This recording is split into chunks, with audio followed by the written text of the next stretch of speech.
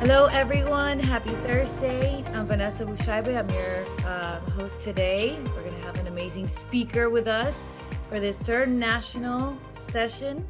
I'm excited. Ileana Martinez is joining us.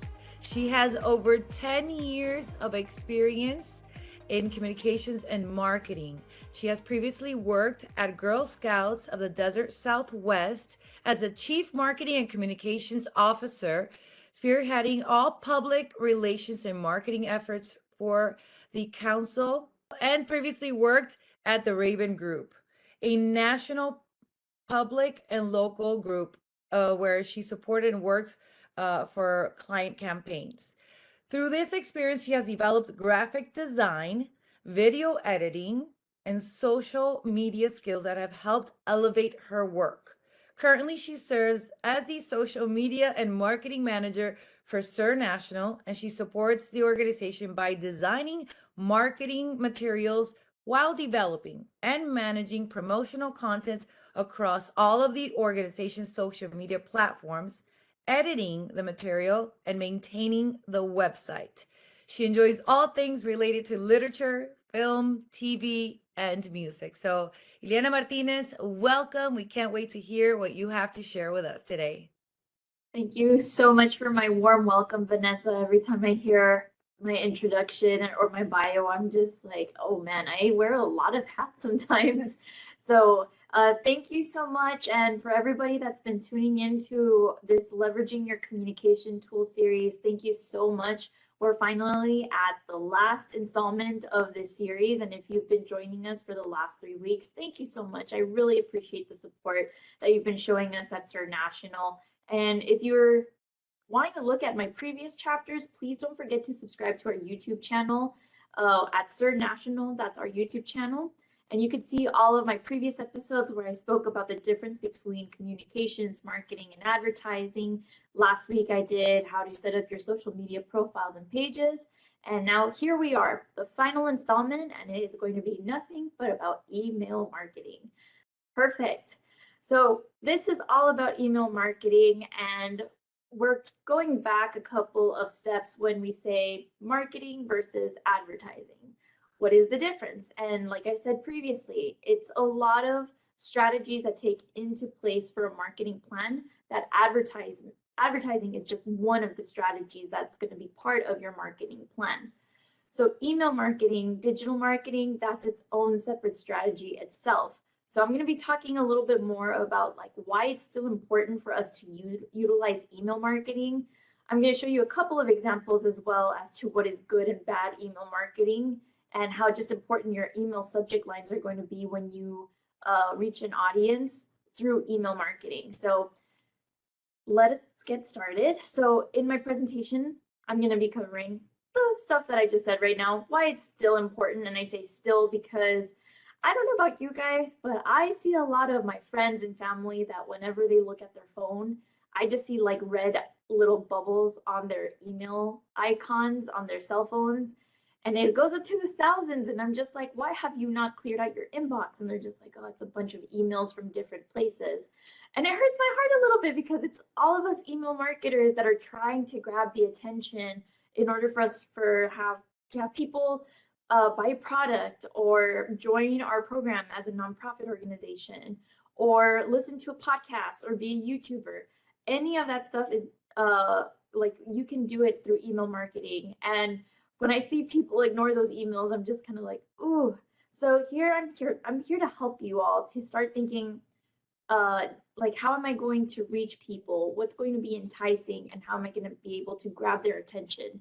So if you guys are one of those people that I mentioned that has like 1,000 emails from on your email box and you haven't checked those out, I strongly encourage you do, because what better way to learn about something than to actually explore it. So if you are going to be tackling your digital marketing email strategy for your organization, your company, or anything that you're putting yourself into for your project, you need to start looking and seeing what is grabbing your attention and what's not working, because maybe some subject lines will grab your attention, some will not. So it's really important that you immerse yourself on what you're going to want to be looking into So that way, whatever it is, you know what's going to be attention grabbing and what's going to retain and give engagement. So, uh, email marketing has like an array of goals, and I'm going to go through specifically 9 of them, and also some resources that are going to be available to you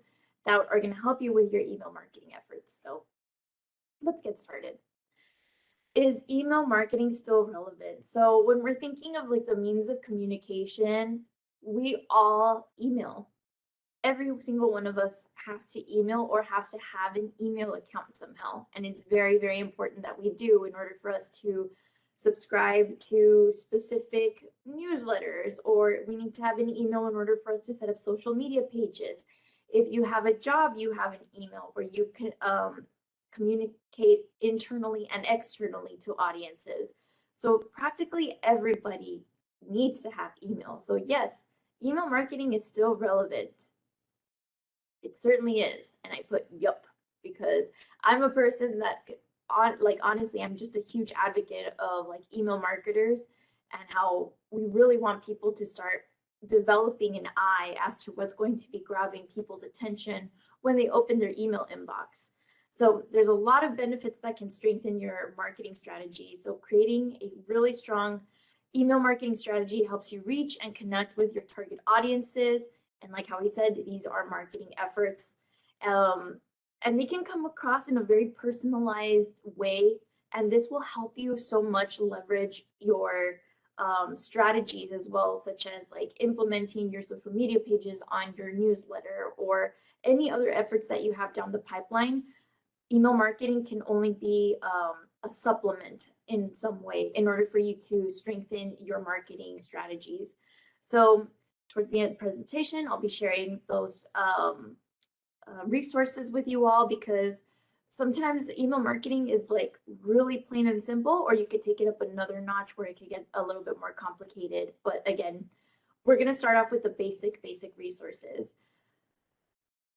So let's start off with the benefits of email marketing. So really there's 9 benefits of email marketing. So it is 1, staying in contact with your audience; 2, reaching customers in real time; people engaging with email.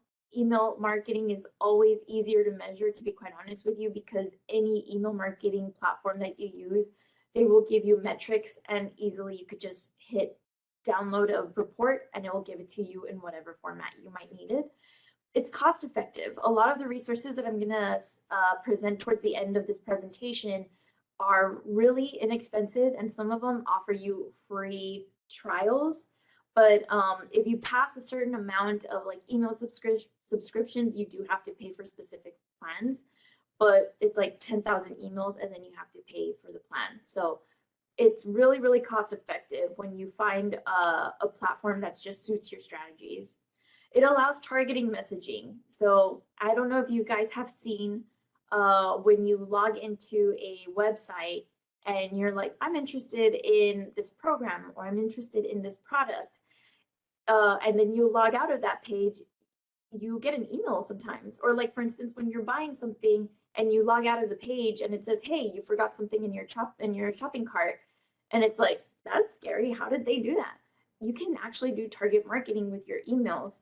And it's a way you like have to program it. And you really, really have to dedicate yourself in training how to do email marketing, because there's a lot of testing and a lot of like, I guess, how can I say it? You have to arrange a lot of things within your email to pop up at certain instances.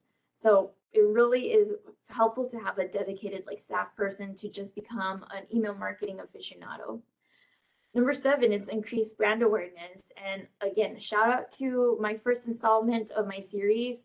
Increasing brand awareness is so vital, because brands are everything to us. Just like I could be wearing this pink and you guys could possibly be thinking, oh, she loves Barbie, because Barbie is like so iconically known for her pink. But it just goes a long way when you have experiences with brands that you are very fond of. You probably can think of a couple of brands that you're so loyal to by just like knowing their colors, but also through the experiences that you've had with them in order for you to have your brand awareness for them. So email marketing is very, very helpful to in your strategies to develop and increase your brand awareness. 8, it's timely. So I'll go into a little bit more detail as to what I mean when I say it is timely, because sometimes social media isn't timely if we're posting something, because algorithms are just always suppressing certain posts because we want engagement. So digital marketing, or email marketing, I should say, it's much more timely, because if you want to send out something, it's going to go out right at the moment you hit send or when you schedule it. So we're going to go into a little bit more in depth for number 8. And then for number 9, like I said, everyone practically uses email. So that's why these are a lot of the benefits that you have when it comes to email marketing. So number 1, remember how I was talking about those little red dots on our emails that like people are like ignoring, and it's like, you can't ignore them for too long, please. So I on purpose put this icon because I want people to know that emails are always waiting for us, and it's always kind of like, yes, it's a little bit of a task, if you will, or a chore that we have to check our emails, our personal emails, or sometimes our work emails. But just know that there's a lot of great messages that we're probably not seeing, that, like, for instance, my sister is like, hey, did you know that Ulta is having a sale? And I'm like, no, when did that happen? And she's like, hey, you need to check your email more often. So we might not even be aware of certain things that are happening because we didn't even check our emails. So always give an opportunity. And especially if you're going to become a marketer, you need to understand and immerse yourself, like I said, into the email marketing landscape and seeing what is working, what is not working. So number 1 is staying connected with your audience. So emails have the ability to keep your customers, your participants, anybody who's involved in your organization, your business, informed. So for instance, we at CERN National have a weekly newsletter where we talk about our weekly webinars, any success stories that we have happening, where we really just want people to understand what we do with our programs and anything that's coming up the pipeline, such as like our 59th annual CER conference. So it gives a way to have your audience informed. Even if people are not directly part of a program with CERN National and they subscribe to our newsletter, they're knowing exactly what's happening inside CERN National with all of our events, our weekly webinars. And it gives them the feeling that we're thinking about them. Kind of like, it's almost endearing that we have our audiences at the top of our minds. So it's like, hey, you're on our mind, here's a special offer for this product, or you're on our mind, so we invite you to this event. So there's always these connections that we build, and with those connections, we build a loyalty and engagement as well. So that's really, really what I want to emphasize with this first point, is that you need to have loyalty when it comes to your brand. Just like how I mentioned a couple of the brands previously, like Ulta, Starbucks, Barbie, I'm loyal to them because I grew up with Barbie, or I'm loyal because I love Starbucks coffee, or I love cosmetics, so that's why I go to Ulta. And building that loyalty is really, really substantial for whatever it may be. Even for an organization such as ours, it's very, very important that we keep that loyalty and we continue to cultivate it as well. But that connection that we create through email as well is engagement. So in a social media aspect, engagement is if someone comments, if someone likes a post, if somebody tags us on something, that's engagement right there. But in an email landscape, it's basically, will they forward an email to someone else saying like, hey, I just saw that Macy's is having this sale, I need to send it to someone else. Or I just saw that the Salvation Army is having a clothing drive and my friend was asking me about donating her clothes to someplace because she didn't know where to donate. So it's always very helpful when we have that engagement somehow where we can build those connections. But keep in mind, it is also very tricky when you forward an email and your friend accidentally unsubscribes you and you have to go back and subscribe yourself into the newsletter. That's a little bit of a tidbit that I wanted to share. So if anybody just simply reads your email, that's an engagement right there in itself too. If they even open it, that's an engagement there in itself. So you have a lot of engagement success when it comes to email marketing, and people always tend to forget that. It's very important that just because you posted something on social media and nobody engaged with it, it's just like, don't beat yourself up. But email is always like an automatic win if you think about it, because everybody's always going to engage with it. Even if they delete your email, that's an engagement, sadly. So it's always very, very helpful that you keep this connection when you're thinking about your email strategy. You reach customers in real time. So I explained a little bit, I think in my first chapter of my series, that social media, we're always fighting algorithms. So think of it as a bulletin board that you want to put a flyer, and you're having a yard sale, and you're going to put this in this communal bulletin board, and it's going to be like, hey, I'm having a yard sale this Saturday at 8 a.m. And this bulletin board, you put up your flyer, you're good to go. But a minute later, somebody posts a nicer flyer than yours, and people are looking at it. So that bulletin board is going to put that flyer before yours. And that's how social media is working now with algorithms. Whereas with email marketing, it is way more immediate, and it's going to stay in its place as you send it out. So for instance, we have inclement weather happening today, for example, and if we wanted to notify our participants in a fast-paced manner, and we know we can get some communication out there, maybe social media might not be the best strategy for us to do that, because a person's newsfeed might have more music-related content because they're music lovers, whereas they're not engaging so much with the nonprofit that they're a participant of. So you have to think about it this way, where you have to give yourself a little bit of leeway time when it comes to social media. But with email, it's so much more immediate. If people have their notifications for their email, they'll see it practically pop up on their phone, and they're going to see it right then and there, like, oh, inclement weather. I probably should not go out to the office if they're going to be closing for inclement weather. So that's just an example. And you can reach your customers or your participants in real time, which is very, very important. So according to Litmus, which is an email marketing platform, they did a survey, and they said that 54% of all of their emails were opened on a mobile device. So everything is mobile. We already definitely know that. And the rest of the percentile is definitely possibly through desktop, through our computers, I should say. So this is really, really helpful information for when we want to start implementing a strategy as to how are we going to design them? How are we going to write our email copy? It's really, really important, because everyone can just access everything through their phone nowadays, that we have to think as participants and consumers, how are we going to view our information? So, and more people are just using their mobile devices for just practically anything. And it's really, really important that well thought out emails produce higher conversion rates. And what are conversion rates? As someone that used to work in retail, it's basically like if a customer comes into the store and they don't buy anything, then they leave. That hurts our conversion rate, because you want someone to walk into the store, buy a product, and then leave. But if a person buys something and another person doesn't, it affects your conversion rates. So how does this affect, like in a business to like a nonprofit standpoint? How many people sign up for the events that you have as a nonprofit? Or how many people are actually signing up for your programs that they can participate in? It's a lot of conversion when it comes to, like, are they engaging by signing up? Are they reading the emails? Are they clicking on it? And a lot of these software tools have like click rates where you could see the percentile of how many people actually press this specific button that will take them to the page where they can sign up for your program.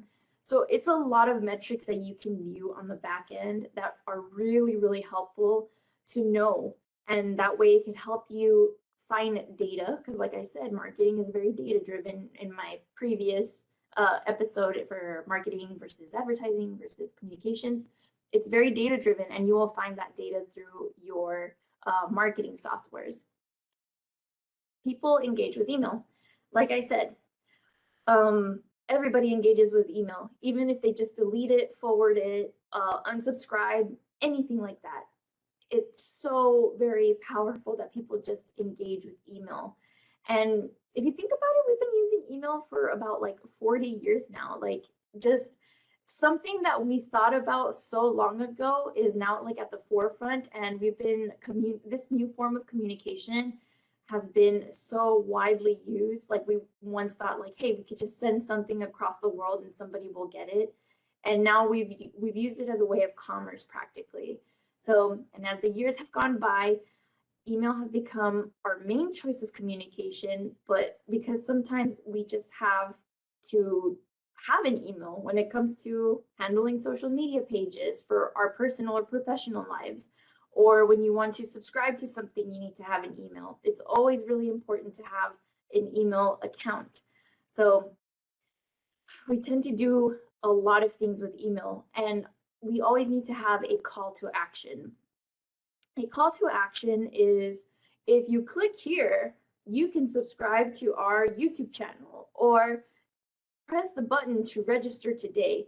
You're having a call to action. So a little bit of information to include as well. When you write social media copy, you always want to include a call to action, like register today or sign up for this today.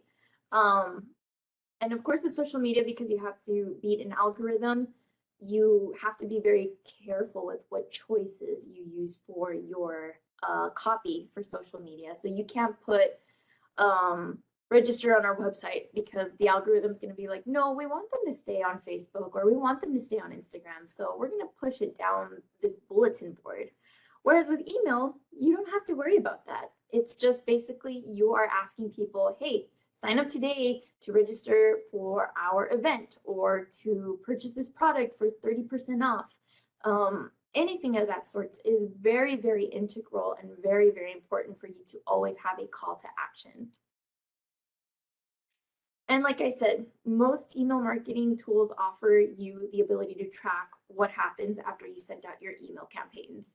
So you can track your delivery rates, your bounce rates, unsubscribe rates, click-through rates, open rates. This sounds like a lot of information, but really when you look at it, it's very, very simplistic because they will give you all of this information.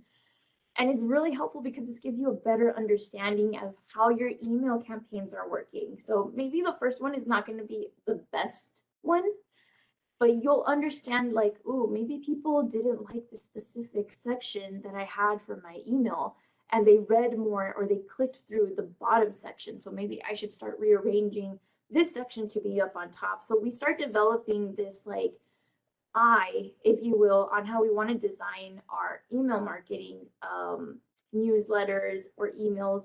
So we could just have people participate and engage. And these are metrics that we definitely should not ignore. They're very important when you're making a whole campaign. So for instance, if you have a sale coming up or you have an event for your organization coming up, that's a campaign in itself. So it gives you every single metric that you may need to know, so that way it could be the most optimal product that you can give out, so that way you can have more conversion rates go up. So it's really, really helpful. Now, while there are various studies and surveys that present like optimal numbers to aim for, it all depends on your industry and target audience, how often you should be sending these emails. So if your customers not only want but expect daily emails, you better provide them. So that also is part of your metrics by seeing who's actually engaging weekly or daily. You really have to think what's going to best suit the strategies for your marketing plan, because sending too many emails to people who don't want to see more than once a week, they'll definitely unsubscribe and your rate will increase. And it's all about knowing your audience and providing valuable content. So look at your data, whatever it is that you're picking up, listen to what it's telling you, and that way you can conclude like, hey, maybe we should do this like as a weekly thing. We shouldn't do this like as a daily thing. That way you can see if your unsubscribe rates will stay at a standstill or if they will just definitely increase or decrease. So it's affordable, really, really great. So is social media. Social media is affordable, but if you want to take out targeted ads on social media, that's going to be where you have to look into your resources and if you have the funds to allocate for like paid ads. So like MailChimp is an email marketing software that we utilize. I've used Constant Contact. I've used an email software called Emma. And I know Constant Contact and MailChimp offer free plans. I used Emma, and I think I used a paid plan for that. But like for instance, MailChimp allows you to send up to like 12,000 emails a month for free. So I think that's like a really, really good bet. And we could just dive into a little bit more of the other email softwares that I mentioned towards the end. So you have to think about who is going to be in charge of writing, drafting, designing, scheduling, sending. Seems like a lot of responsibilities, right? Like for just email marketing.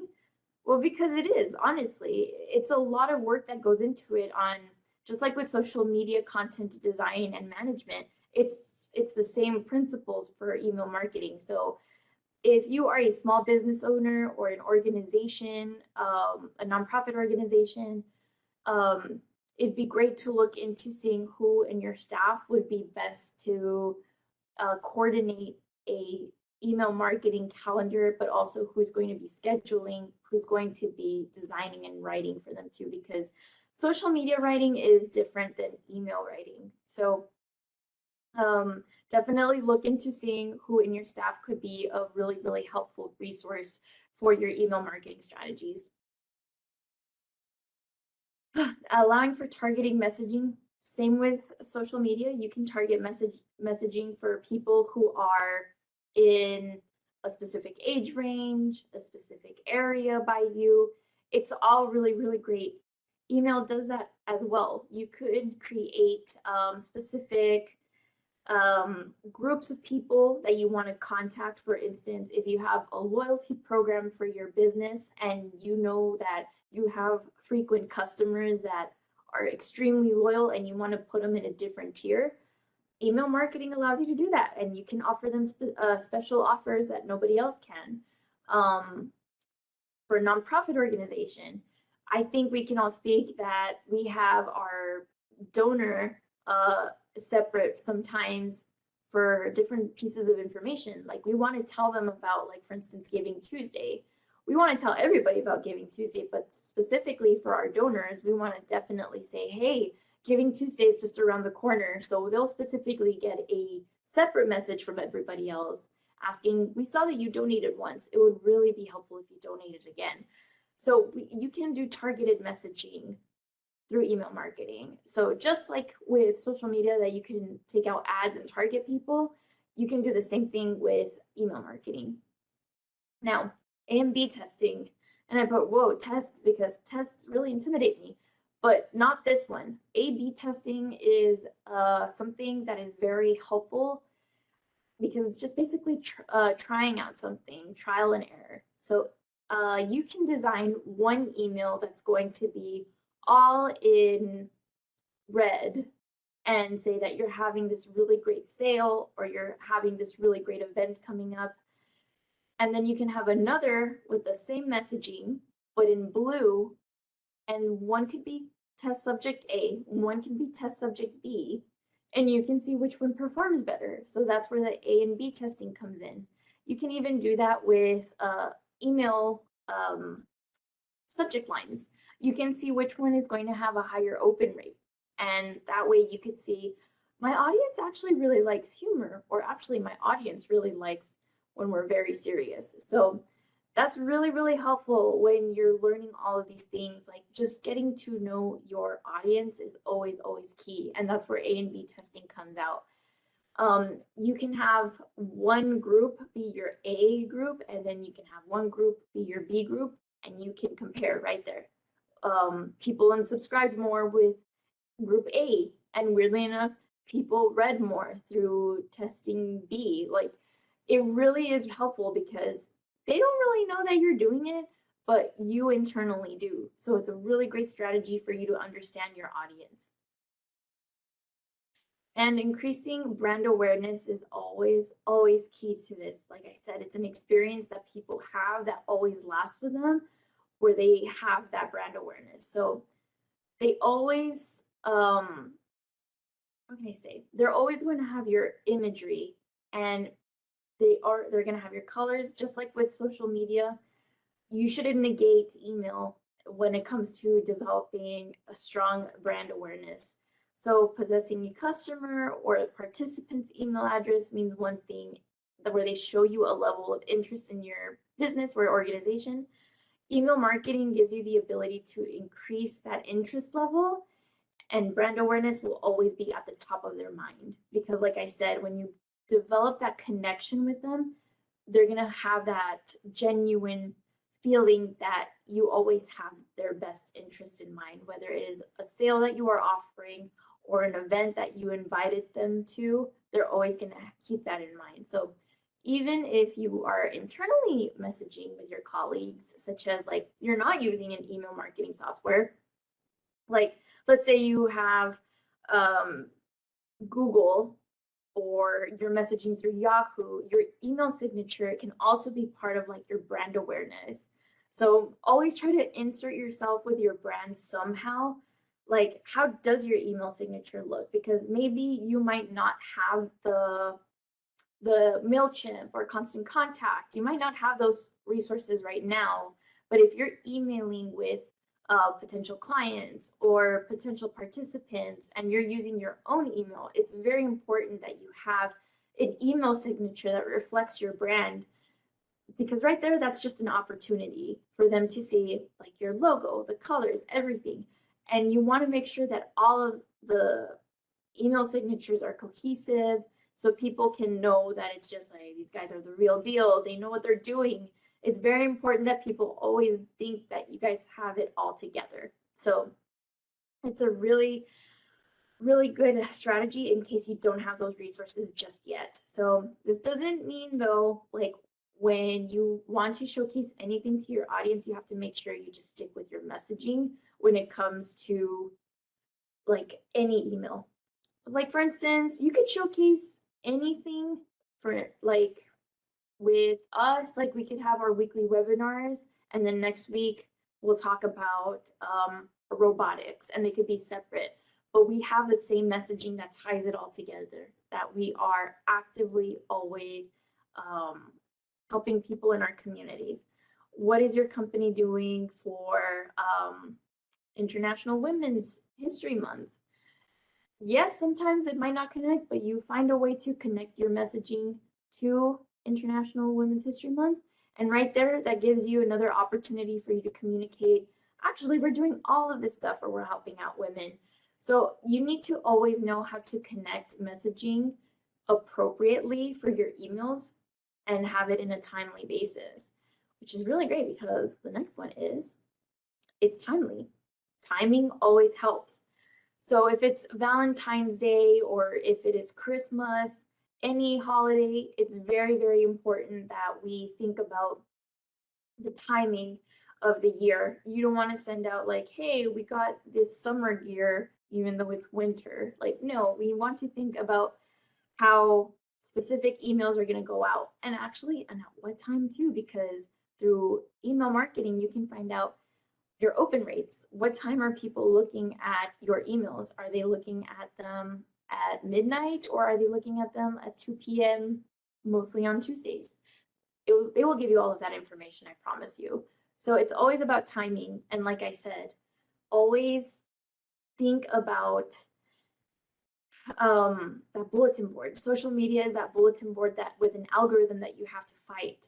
So if you want to have your message go further and more and just faster, definitely email marketing is the best way. And I know a lot of other organizations are starting to implement WhatsApp as a social media communications tool, where they just text someone saying like, hey, did you know we're offering this new program? Or did you know that we're having the sale? So all of these means of communication are much more timely than if we were to post like, hey, we're closing at noon today. Can you post this on social media? Some people might not even see it until 2 weeks later, and they'll be like, I didn't know that they closed at noon on this day for inclement weather. So you definitely want to know what's going to be the best strategy for you, and take advantage of holidays and certain days of the week to create messaging and around certain promotions or events. So like I said, use holidays to your advantage. If you are a baker and you bake pies, we just had Pie Day not too long ago. So that's a really great opportunity for anybody to just promote their product if they are selling baked goods such as pies, or if they are a nonprofit and they are empowering women. International Women's Day is a perfect opportunity to create some messaging and to reiterate what it is that you're doing as an organization to help women and how to move the needle forward for them. So always remember, timing helps when it comes to email marketing. And last and final one, almost everyone uses email. So 91% of consumers use email. So 91% of practically people, because everyone's a consumer somehow. We consume media every single day, whether it is listening to the radio, listening to Spotify, or reading something on our social media. We are consuming pieces of media daily. So 91% of people have emails, and that's a lot of people that you could potentially reach, because everybody needs to have an email to sign up for Instagram, for Facebook, or any other social media platform, or even as having a bank account. They need your email to send you some statements every now and then through your inbox. Everybody needs to have an email. So not only can you provide them with discounts, specials, new products, event updates, information, they can share that information and forward it to anybody they choose. So you don't know the address book of certain people. They could easily forward something to someone that was definitely looking for your organization because they probably heard that their friend needed a place to find shelter and you just so happen to be a resource for them. Or if they were looking for a particular item that you were like, hey, I know my friend needed this, I'm going to go ahead and send this over to her.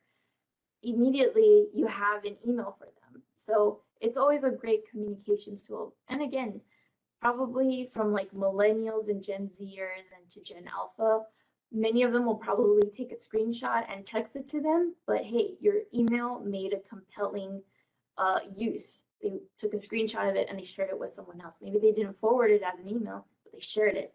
So no matter what, there's always that engagement. Like I told you guys, it's a really easy win. So not only can you provide so much to them, email is especially huge in the business to business marketing world. So it accounts for like the most prominent form of communication for 73% of businesses. It's a lot. So B2B, business to business.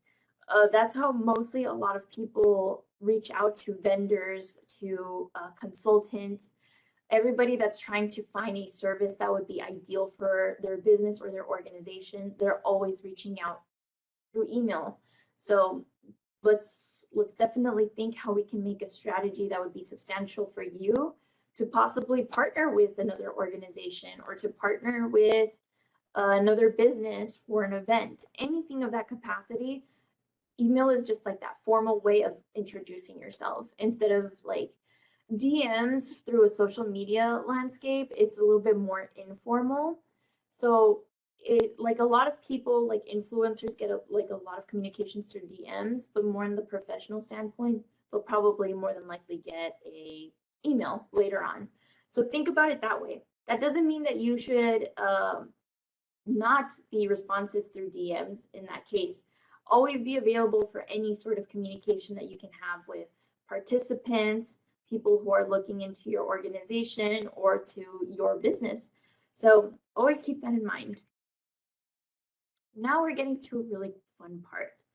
I wanted to show you guys examples of good and bad email marketing examples. So it's going to be very visual, and I want to see if you guys can immediately see which one is the good and which one is the bad. So let's get into the next slide. Now we have two examples here of emails. One is good, one is bad, and I'm gonna say in 5, 4, 3, 2, 1. If you thought the Macy's ad is a good email, I'm sorry to say, is incorrect. Um, in like a marketing standpoint, in a designer's eye, it's not ideal to have that many buttons. It's very busy to have that many buttons on an email where it says like women, beauty, men, shoes, all of that. Because sometimes you're not going to have the ability to hyperlink all of those buttons individually.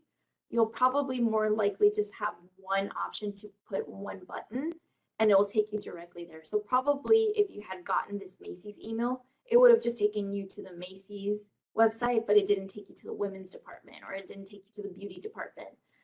And it's just really busy. Like you have take an extra 25, the suit sales, 30s, men's tailorings. Is it going to be something that you would want to read?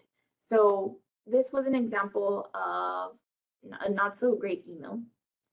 This next one, though, treat your taste buds to mouthwatering meals. Absolutely. We have a really great photo up on the top as a header to for anybody that's hungry. I'm always hungry. That burger looks so appetizing. And then you have really large text with very minimal copy at the bottom. And then what do we as people love? We like bullets. We love to see everything like put out in points. So these check marks where it has key facts about this email, it will just be nice, fast, quick, and easy. And then order now, just one button, and that's it. Plain and simple. And it's so much more effective than the Macy's one. Macy's has been around for a really, really long time and they have that brand awareness, but probably they did get a lot of people that didn't read this email or they probably just deleted it immediately. Whereas this one, it's very minimal, so you probably had to scroll down and be like, treat your taste buds to mouth-watering meals if you're looking at it through your phone, and then you automatically scroll down because you didn't know right away compared to like the Macy's one where it's like, oh, take an extra 25% off. Like me, I'd be like 25% off? No, thank you. So you just immediately delete it. Whereas here you have more leeway to read more because it's so much more minimal. So this was just in one of the first examples I wanted to show you. This next one right here, I think we can all already know which one's the good and which one's the bad. So the good one here is Starbucks. Like I said, minimal, plain and simple with a compelling graphic. And it's the welcome, we're glad to have you here. Provides that sense of connection of just like you are now part of our rewards program. Here you go, welcome. And what's more iconic than having your cup with your name? If you're like me, that name is never spelled right, sadly. So, but everybody knows that welcome would be your name, for instance. So having that experience already put into a graphic is already increasing that brand awareness. And it's down below where you have like the make the most of your experience. Those three little minimal like illustrations with maybe 4 lines of text, immediate win. It's so minimal and it's so plain and simple and it gets to the point directly. Now, Food Town over here basically just uploaded their catalog or their ad for their groceries, and it's a lot to read. And sadly, not a lot of people want to read so much. The visuals are okay when it comes to seeing how great the limes look or those peppers, but not a lot of people would want to, excuse me, see all of that text and have to actually zoom in to see, does it exclude certain products? Or if I have to buy this one to qualify for the sale, what do I need to do? And then get our new app, online shopping, and digital coupons off to the side. They could have possibly used other graphics to make it more enticing, but definitely it wasn't at the best where it should have been. But then again, people always engage, whether they unsubscribe, whether they delete, that's already engagement on its own. But this is to help you guys develop that digital marketing eye where it's like, what's going to be best for my audience and what's going to be more effective. a good and bad email subject line can make or break your email. So it's really, really important when you have a email subject line that's going to be compelling right when people open their inbox. So wanted to show you guys a couple of examples of good and bad ones. So, hi, you're fired. With everything happening right now in the world, I don't think anybody wants to joke around like where BuzzFeed send this email example for a newsletter where they were showing tweets of people how they were being let go of their jobs. So I could honestly feel like a little minor heart attack if I were to receive that, and automatically I wouldn't be very, very happy if I were to have received that from another organization, because we don't really want to joke in a serious matter such as like employment. So be very mindful when you use humor for your email subject lines. Get Into Gear by Eddie Bauer. That's a good one because if you send this one out during spring or summer when people are really active for outdoors and people automatically know, hey, I need to go get some outdoor gear, and they see Eddie Bauer, it's going to be an immediate win because of that brand recognition. And third, we like to introduce ourselves. That is totally like a cold greeting almost, because you're just like, oh, I have to read possible spam, because a lot of spam emails have that email subject line. And because they're from companies you've never heard of or an organization you've never heard of, you're immediately going to be like, no, no, thank you, I'm not interested. So definitely don't go for a generic type of email subject line. And of course, our favorite email subject line is your order has shipped. I think we can speak for everybody when we say, hey, when we're so excited to get the product that we ordered online that it's already on our way to our house. It's like, yes. So when you think of email subject lines, you need to think, how am I going to get that sense of emotion and excitement for my audience members? So make sure to always think of your email subject lines, which ones you would read, but also I'm going to share that there are email subject generators online for you to use. Yay! So email marketing resources, like the ones I mentioned, MailChimp, Constant Contact, Emma, and Salesforce Marketing Cloud. All of those are going to be email marketing software resources that you can use.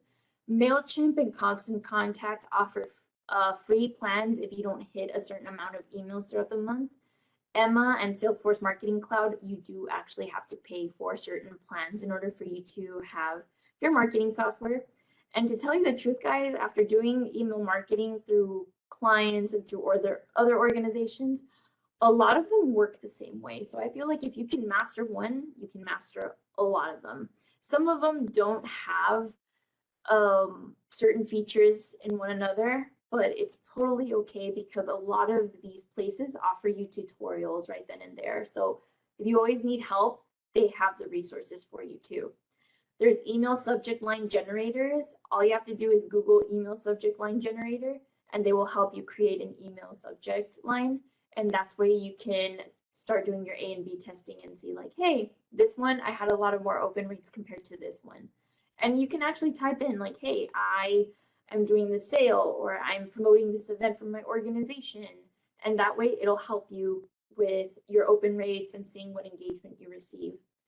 Grammarly is very important because if you guys don't know, grammar, spelling, and punctuation is key when we want to communicate.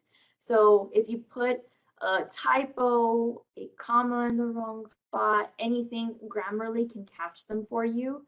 So that way you can know what's going to be, your email is going to be proofread practically, in case you don't have somebody to help you with that.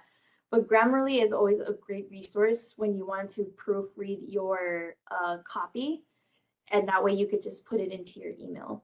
And last but not least, Canva is a really great resource for when you want to create graphics for any of your emails.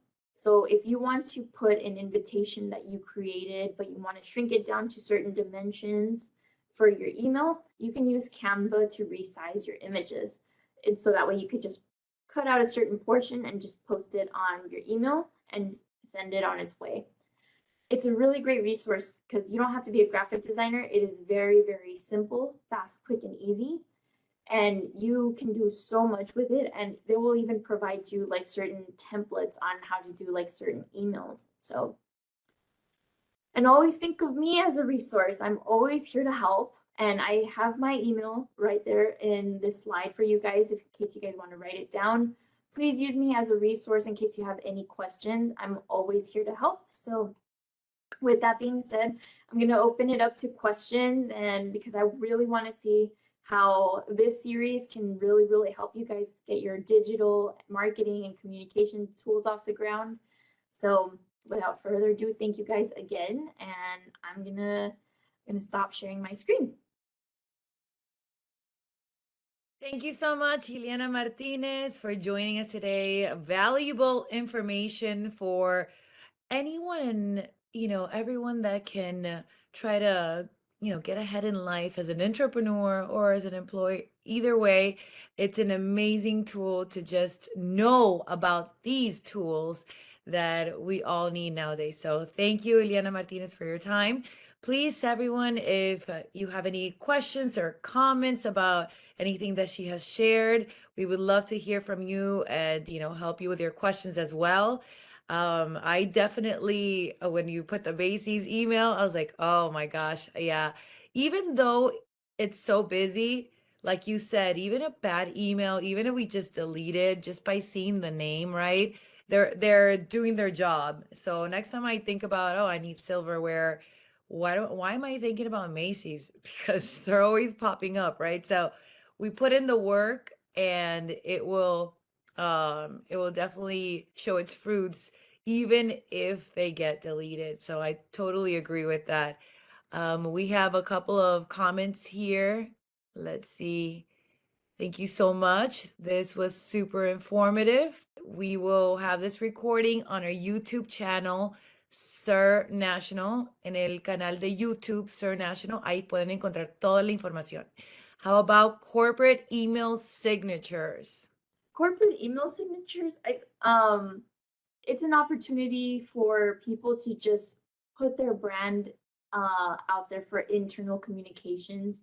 I mentioned in my presentation as well, like if you're not doing an email marketing strategy where you are using MailChimp or Constant Contact, any of those marketing software tools, if you're using like as plain as simple as like Outlook, that's what we use, including an email signature will be super, super helpful. Like I said, again, just put in your logo, key pieces of information that you know people are going to engage with. It's really, really helpful. And we want to keep it clean and minimal as possible because we don't want to compile so much information into one corner that the attention is going to be on your email signature rather than on the actual like message that you're trying to send to your customers or to a colleague, whatever it may be. We don't want to have so much bulk be at like the bottom corner. So that's why we always want to try to keep things minimal.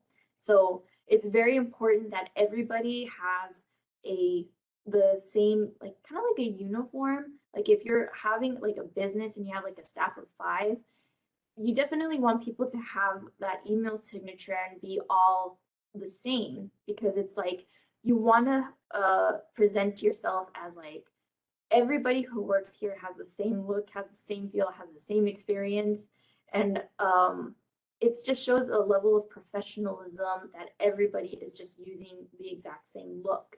That's what I'm trying to get at. So if you don't have those marketing softwares, definitely start doing that with your own personal emails where you develop like your own brand, for instance.